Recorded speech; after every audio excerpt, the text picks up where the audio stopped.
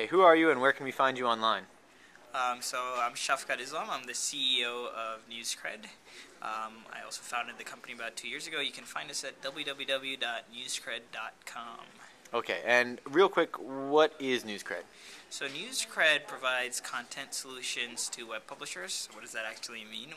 We provide both the content, so if a publisher is looking for external content for their site or to supplement their editorial coverage, they can get it from us, and we also provide a lot of the curation and editorial tools to really create compelling web experiences and curate that content on the publisher's site.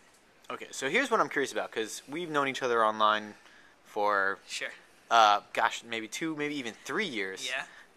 And Things have changed a lot. Things have changed a lot, and that's what I'm curious about. Is in the 2+ years that you and I have been talking, how has NewsCred evolved, and what's that process been like for you as an entrepreneur?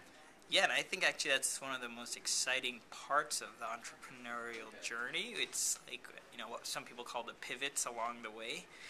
We've certainly had our fair share. So when we initially started, we were a consumer-facing news aggregation site, focused on credibility and letting people vote on the quality of articles and journalists and sources. And I think that's still an interesting problem that needs to be solved, but we realized if we wanted to make a real business out of it, it was pretty difficult to scale consumer web.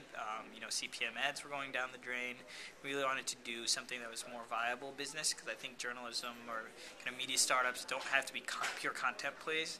And so we took kind of the underlying technology for that site, and we figured we had something pretty interesting. We could aggregate large amounts of content, contextualize it, organize it, and then package it up really well, whether it's topic pages or aggregation or syndication. We had a lot of the building blocks. So we said, why don't we actually try and help other publishers who might have, large audiences, who might have that scale already, but they just need help on the technology tools or on the content side.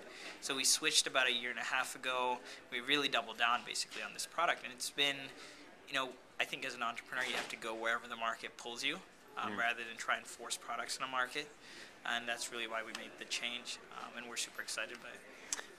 And what advice might you have to someone who is where you were at maybe when we first met, like 2.5, 3 years ago? Sure. I think the number one thing is to be absolutely flexible and let the market tell you what needs they have, what pain points they have, and try and solve large pains or solve real pains, versus there's a lot of things that you can do that are interesting, that you might think it's interesting, but at the end of the day, the only thing that really matters is what do your users or clients or customers think. So I would say, always start from that perspective, versus what you think is an interesting project. But obviously, if you are solving big problems for customers, hopefully that's something you're passionate about.